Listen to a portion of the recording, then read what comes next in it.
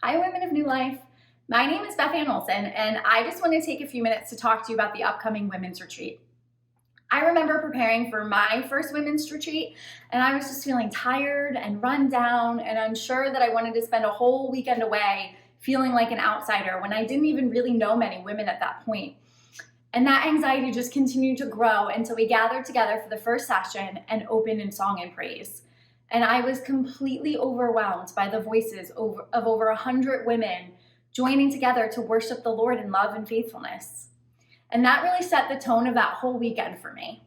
God reminded me of the power of connection with other believers and the freedom in knowing that I'm not alone in my successes or my struggles. I don't know about you, but if there was ever a time when my soul is craving that kind of connection, it's now. After a year of isolation and confusion, my soul longs to gather with other women of the Lord and be encouraged and built up by their faith and their stories of God's faithfulness. The theme of this year's retreat is life stories of solace and sorrow as told through the Psalms.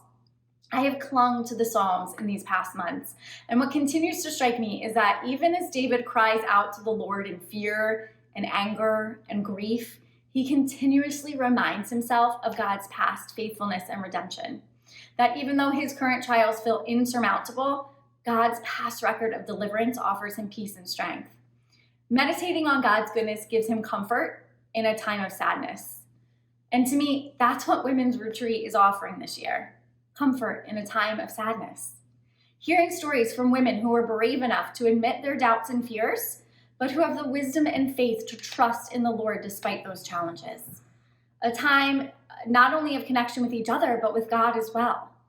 An opportunity for true spiritual renewal. And I don't know about you, but I could really use that.